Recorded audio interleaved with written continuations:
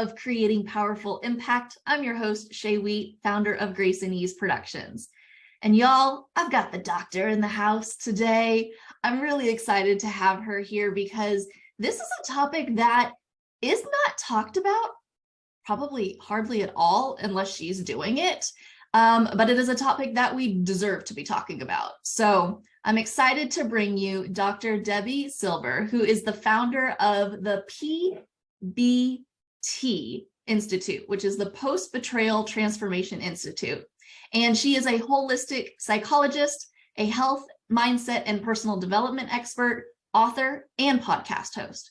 She's doing it all because the message is so incredibly powerful. And I love that she's super dedicated to helping people move past their betrayals, as well as any other kind of blocks preventing them from their health, their work, relationships, confidence, and happiness that they want most. So please help me welcome Debi to the Creating Powerful Impact stage. Hey, Debi. Hi, looking forward to our conversation. Me too, because like I said, it's not a topic that you hear very often, but it is a topic that is probably that underlying thing that is holding a lot of us back, I would assume. You know, like that unhealed betrayal, it's just impacting the health, the work, the relationships, the success that we want and so desperately desire, right?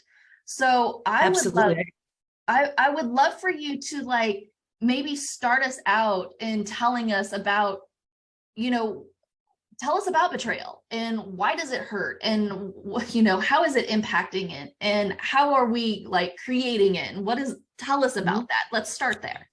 Yeah, sure. Betrayal is one of the most painful of the human experiences. I mean, think about it. This was the person you trusted. This was the person who said, when other people are giving you a hard time, I got you. So when the person you trust the most proves untrustworthy, who do you trust? When the one you run to when other people are causing harm is the one causing the harm, where do you go? This was the person who gave us a sense of safety and security, a basic foundational need. So when that's the very person to shatter that sense of safety and security, it's totally traumatizing.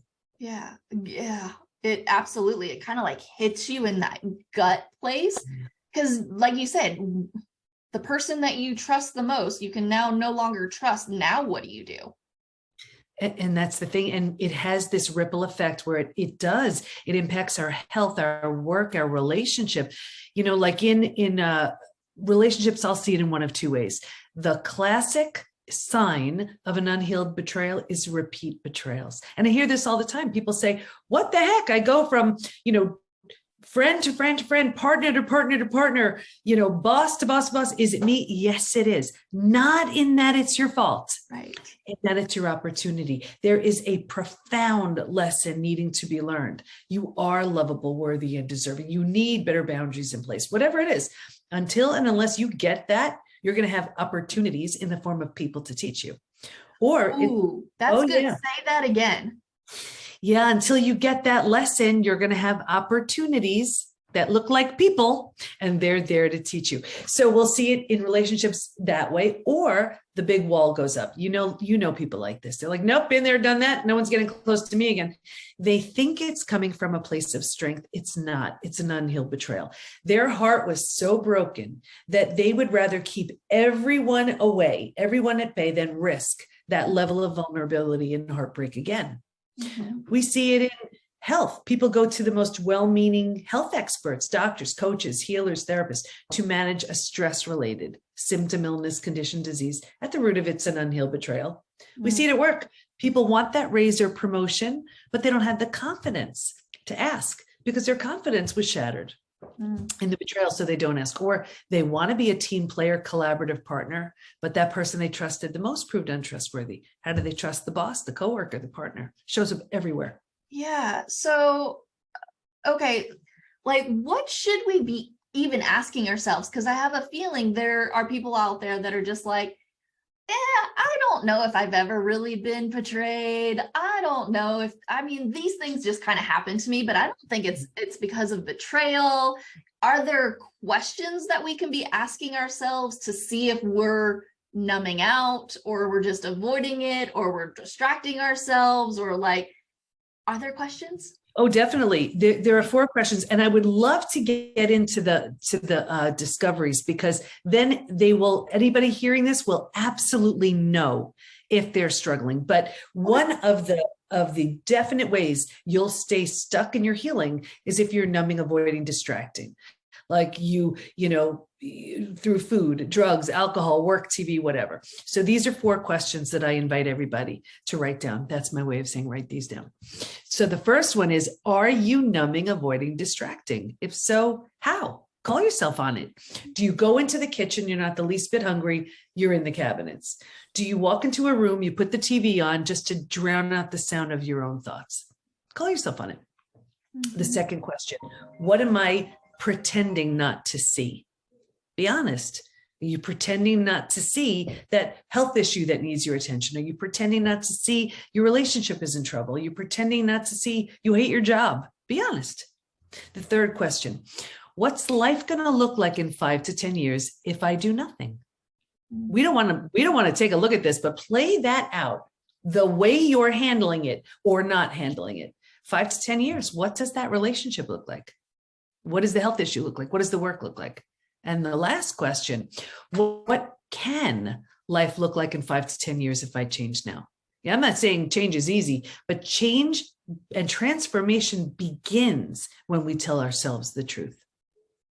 So if somebody is like, okay, these are great questions, I wrote them down, but nothing is coming to mind. Is that just like super deep? It could be, or listen, maybe not, maybe they haven't been betrayed. Maybe it's a micro betrayal, a death by 1,000 cuts betrayal kind of thing. It doesn't necessarily have to be that the person they trusted the most betrayed them. It could be self-betrayal. I mean, but it's not like every single person has absolutely had these traumatic betrayals. But for the ones that have, from a family member, a partner, a friend, a coworker, you know, betrayal is a very different experience. And that was actually the first discovery where I had been through death of a loved one. I'd actually been through disease, and I'd also been through betrayal, and it felt very different. I didn't want to assume it was the same for everybody else. So I asked them, if you've been through other traumas besides betrayal, does it feel different for you? And unanimously, they said, oh my gosh, it's so different. Here's why. Because it feels so intentional. We take it so personally. So the whole self gets shattered. Rejection, abandonment, belonging, confidence, worthiness, trust. So with other traumas, you have to rebuild your life. You don't have to, but that's the invitation, right? With betrayal, not only do you have to rebuild your life, you have to rebuild the self. So I coined a new term, Post Betrayal Transformation, the complete and total rebuild of your life and yourself after betrayal. So that betrayal is a different type of trauma. That was the first discovery. Okay, so thank God. Like, we don't have to stay in it. We don't have to stay stuck in it. There are ways to move through it and be healed from it. Is that what you're saying? Not only be healed, you can use it as a launch pad for your transformation, to create a version of you that never would have had the opportunity to exist. So that was the third discovery.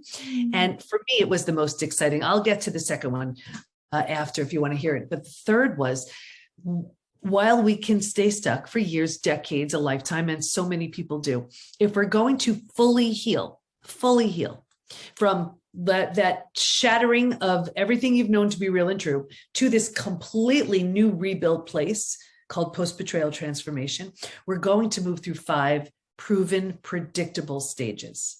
And what's even more exciting about that is we know what happens physically, mentally, and emotionally at every one of those stages. And we know what it takes to move from one stage to the next. Healing is entirely predictable. Now, just so you know, and I'm happy to go through the stages, most people stop and stay in stage 3 forever. Really? Oh yeah.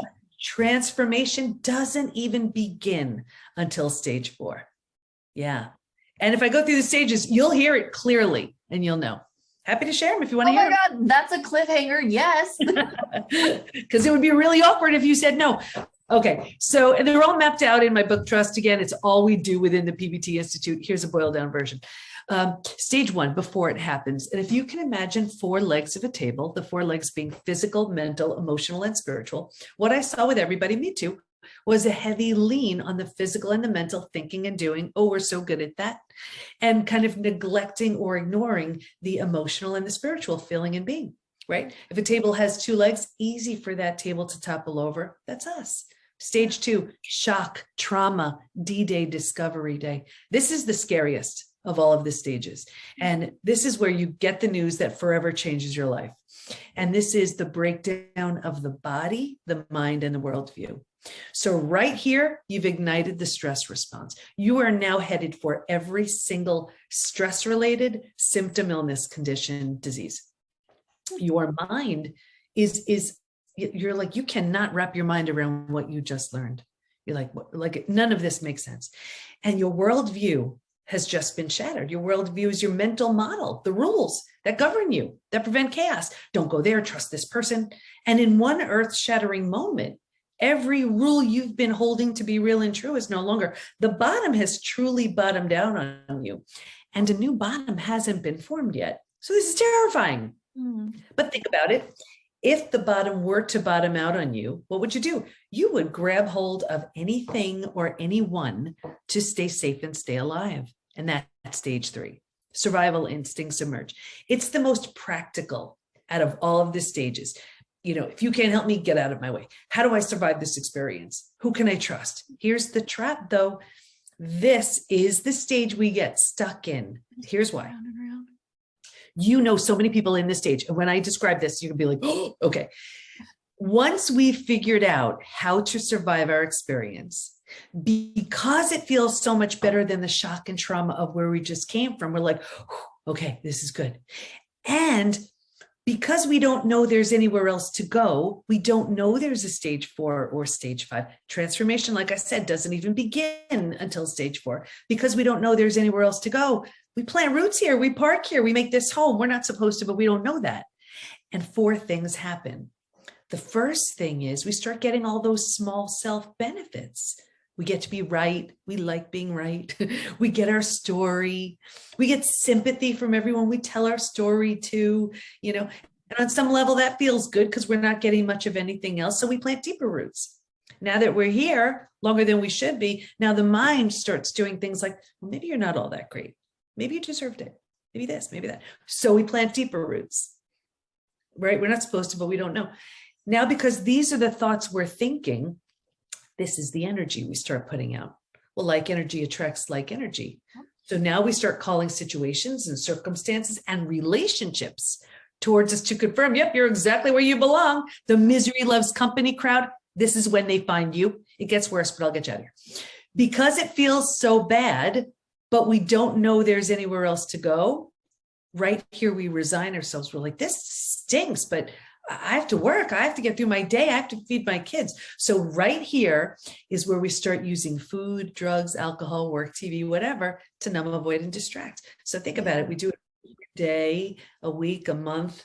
It's a habit, a year, 10 years, 20 years. Shay, I can see someone 20 years later and say, that emotional eating you're doing, or that drinking, numbing in front of the TV, do you think that has anything to do with your betrayal? And they would look at me like I'm crazy.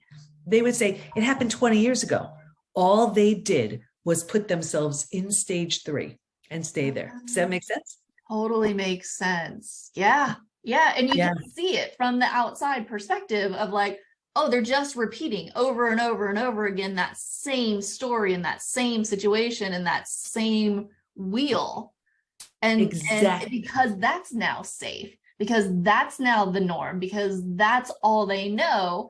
And if they change it, then what could possibly happen? And it could, I don't know, you tell me this, but could it be like the betrayal could happen all over again? So I might as well just stay where I'm at. Well, and that's where the betrayal does happen again.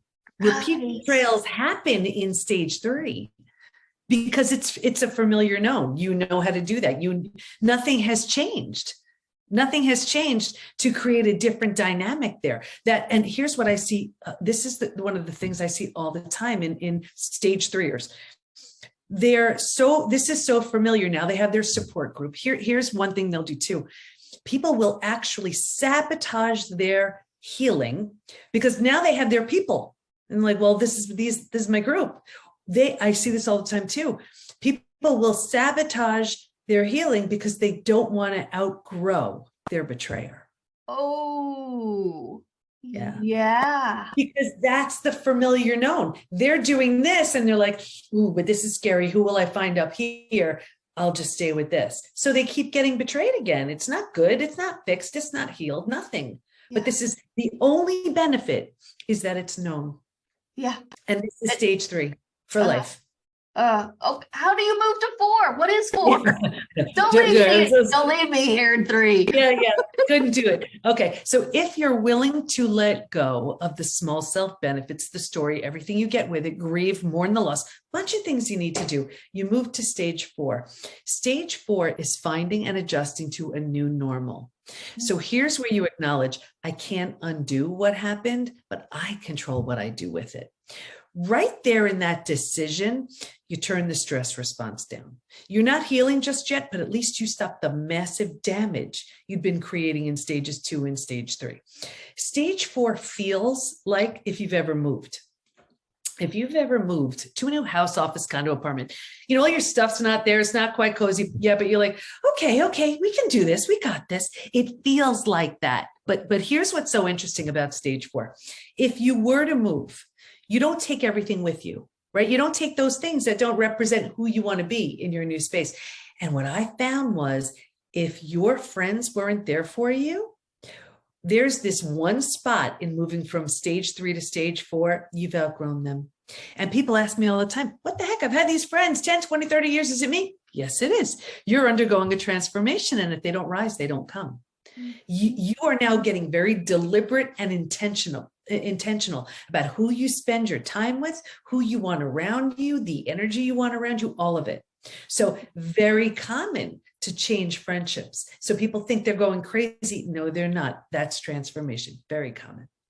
When you've settled into this mental space, you've made it cozy, you made it home, you move into the 5th most beautiful stage. And this is healing, rebirth, and a new worldview. The body starts to heal. Self-love, self-care, eating well, exercise. You didn't have the bandwidth for that earlier. You were surviving. Now you do. The mind is healing. You're making new rules. You're making new boundaries based on the road you just traveled. And you have a new worldview based on everything you see so clearly now. And the 4 legs of the table, in the beginning, it was all about the physical and the mental. By this point, we're solidly grounded because we're focused on the emotional and the spiritual too. Those are the 5 stages. Wow. Okay. So you said that was in which one of your books? Because you have a few. Which book was that in? 2. So Trust Again has all the 5 stages mapped out and my story and everything else. And everybody was getting stuck in stage 3. I'm like, you've been through the worst of it already. You owe it to yourself to move completely through the stages. What are you doing in stage 3? So I wrote From Heart and Tail. This is just for the stage 3ers. So stage 3 has a book just for them.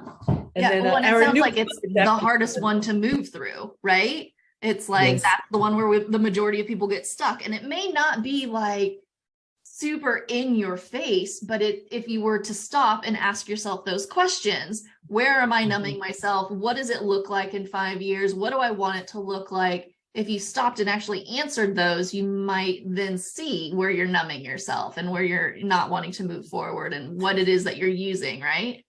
And I'll tell you that, you know how you know if you're in stage 3, if you're like, I'm fine.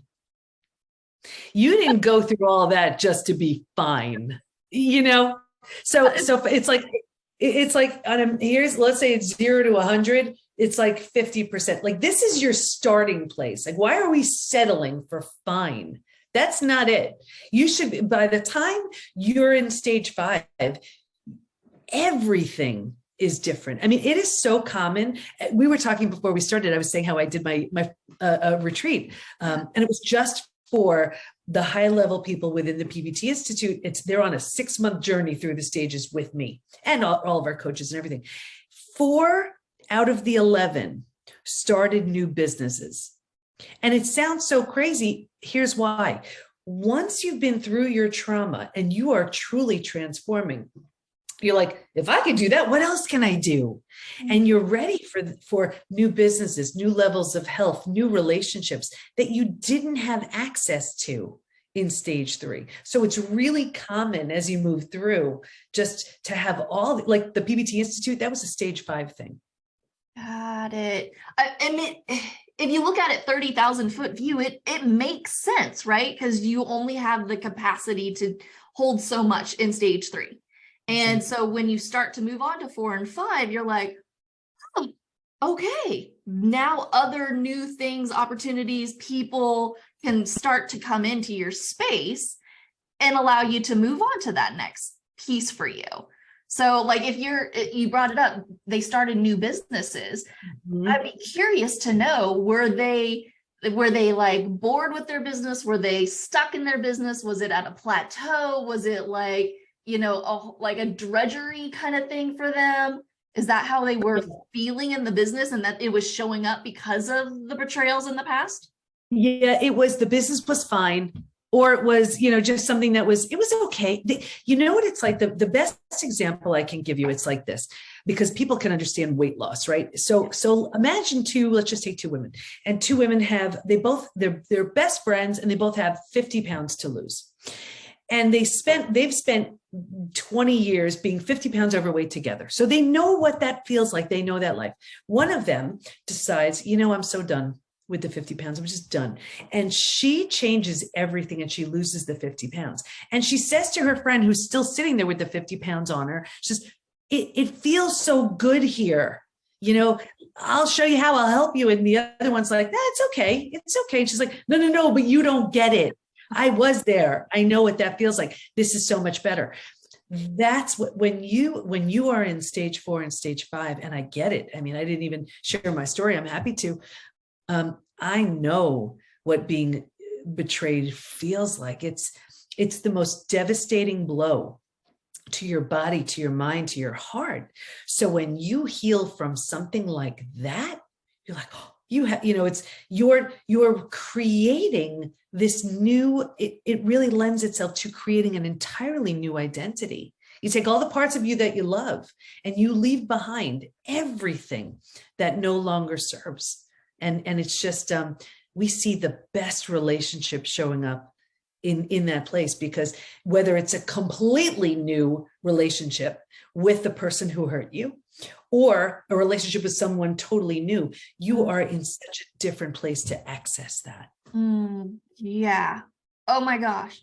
I want to continue to talk to you, like hands down. One, I think we opened a loop of number 2. I think we need to go back to number 2 before like we start to wrap up. But I know there's probably so many people that want to stay connected to you. So we'll get into that next, but can you go back to number 2 before? Yeah, sure. So the second discovery was that there's actually a collection of symptoms, physical, mental, and emotional, so common to betrayal. It's now known as post-betrayal syndrome. So we've had tens and tens of thousands of people take our post-betrayal syndrome quiz to see to what extent they're struggling. And I can share with you, can I share a couple of stats with you? Yes, please. Okay. So first of all, I will tell you, people think, we've all heard time heals all wounds. I have the proof that that's not true. Because there is a question that says, is there anything else you'd like to share? And people write things like, my betrayal happened 35 years ago. I'm unwilling to trust. My betrayal happened 15 years ago. Feels like it happened yesterday. So you cannot count on time. You cannot count on a new relationship to heal it. It will follow you around like a shadow until you move through the stages. So men, women, just about every country's represented. 78%, this is, I think at last count, it was like 95,000 people had taken the quiz. 78% constantly revisit their experience. 81% feel a loss of personal power. 80% are hypervigilant, and that's exhausting. 94% deal with painful triggers. The most common physical symptoms: 71% have low energy, 68% have sleep issues, 63% extreme fatigue, your adrenals have tanked, 47% have weight changes. In the beginning, you can't hold food down. Later on, you're using food for comfort. You're emotionally eating. 45% have a digestive issue. And that could be anything, Crohn's, IBS, diverticulitis. So think about it. You go to the most well-meaning gut doctor, right? You're only getting to a little bit. You're not getting to the root. Mhm. The most common mental symptoms, 78% are overwhelmed, 68% can't focus, 62% can't concentrate. Just imagine that. You can't concentrate. You have a gut issue. You're exhausted. You still have to go to work. You still have to feed your kids. That's not even the emotional ones. Emotionally, 88% experience extreme sadness. 83% are very angry. 79% are stressed. Just a few more. Here's why I wrote trust again. 84% have an inability to trust. 84, right. Yeah. 67% prevent themselves from forming deep relationships because they're afraid of being hurt again. 82% find it hard to move forward, and 90% want to move forward, but they don't know how. And how many people have taken this quiz so far? 95,000 plus.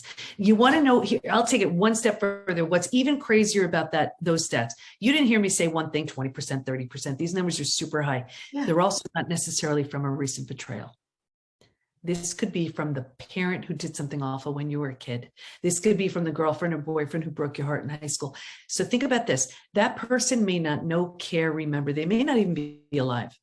And here we are decades later in stage 3, struggling with these symptoms because we didn't do the work to heal what happened all that time ago. Wow. That in itself is eye-opening of like, okay. And if everything in my world is fine, that's probably a note to be like, all right, I need to be taking this quiz. Do you have the quiz? Can we give this to our audience? Oh, yeah, absolutely. Everything is on the PBT, is in Post Betrayal Transformation, thepbtinstitute.com. Beautiful. Oh my gosh. We'll put that link in the show notes so you can go and take the quiz. Sadly, I think we have to wrap up. Oh my gosh. It's been absolutely amazing. You've given us so much, but I know people are definitely going to want to hang out and ask you more questions and go, Dr. Debi, please just look at me and my situation and what is it that I'm missing? How do I get out of stage 3? What are the next steps? How do people connect with you? How do they grab your books? How do they maybe work with you into your programs? Like, what are next steps? Yeah, absolutely. Everything is at thepbtinstitute.com. And really all we do within the PBT Institute is we have our certified coaches. They're all certified in the 5 stages, but they're bringing in their own areas of specialty: narcissism, divorce, reconciliation, addiction, anything that anybody could possibly need to heal from betrayal. And it's everything in there is based on what the research proved works. So all we do is someone comes in at stage 2 or stage 3, typically, and they're on a track to take every class is numbered, the programs, the coaches, what you need to do. Let's say in stage 2, you do everything in stage 2 to get to stage 3, do everything in stage 3 to get to stage 4, everything in 4 to get to 5. So you're going in with a sort of a roadmap because otherwise, you'll see a therapist forever unpacking your story. If anything glues you to stage 3, and I'm a psychologist, but I'm a coach first. It's going over it endlessly without a strategic plan to move forward. So yeah, all we do is move people through the stages. I love that. And it's holding their hand, but holding and creating the space and container of like, this is how we move you through. And that's why you probably do it quite quickly. I mean, each person probably is unpacking at their own level and at their own pace, but it sounds like what it's doing is supporting them in moving from step to step to step so that you can be out of fine. So you can stop numbing. So you can start, opening up your space, which is then going to help you in all the other areas. I love how you said it's like, it's not getting to the root. So we're just trying to put Band-Aids on things that are really deeply rooted, when if we can just go to the root and take a look at what it is, get rid of it that way. And it's like, oh, free. Yes. Well, like and the weight that's lifted off. Exactly. And that's exactly one of the things we see too. I mean, that's why when someone's, leaves stage 3 and goes into 4 and 5, the weight falls off, the gut issues heal, the hair gets thicker, the skin gets better, everything changes, because think about what's happened. They've strengthened their immune system. They've slowed down the accelerated aging. If I tell you how many people say that they look 10 years younger in stage 5 than in stage 3, I mean, they've shifted everything, because betrayal hits you on every level, physical, mental, and emotional. So within the PBT Institute, you're healing on every level, and everything is being curated, so you don't have to go to all these different places and conflicting ideas, like one-stop shopping to move through your betrayal. Yeah. I love that. I love that. This has been amazing. Thank you so much for the work that you are doing in the world. The world does deserve to hear about it, and deserves to, get that piece of them back, and what does it look like going forward? But before I let you go back into your world, I would love for you to share with us, what would be a takeaway or a memorable note that you would like to leave our audience with today? Yeah, first of all, thanks for the opportunity. I would say it is so painful, and I get it. I've been there. If you have to say this to yourself a million times, it's worth it. And it's this: even though it happened to you, it's not about you. It's not. And the minute you are willing to move through the stages, you will meet a version of yourself so beautiful, so strong, so healthy, so healed. And you'll instead of this being the story of your life, it becomes a pivotal chapter of your life. And you owe it to yourself to do that. Beautifully said. Thank you. Thank you. Thank you so much for being with us today. And I want to thank our audience for joining us on another episode of Creating Powerful Impact. I am so excited for you to take these lessons and these resources that you've learned here, start implementing them, and creating even more impact in your own world. Until next time, have an outstanding rest of your day. Take care. Thank you so much for listening to the Creating Powerful Impact podcast. If you are a successful coach, speaker, author, or thought leader who would like to be on this program, simply visit creatingpowerfulimpact.com/guest. If you are someone who got something out of this interview, would you please do me a favor and share this episode on social media? Just do a quick screenshot with your phone and text it to a friend or post it on your socials. Also, if you know somebody that would be a great guest, tag them on social media to let them know about the show and include the hashtag Creating Powerful Impact. I love seeing all of your posts and great guest selections. We are regularly putting out new episodes and content. To make sure you don't miss any episodes, go ahead and subscribe. Your thumbs up, ratings, and reviews go a long way to help promote the show, and they really mean a lot to me and my team. Want to know more about us? Head on over to our website, graceandeaseproductions.com, or follow me on LinkedIn, Facebook, or Instagram. Just look for Grace and Ease Productions on your favorite platform. Thanks for listening. We'll see you next time.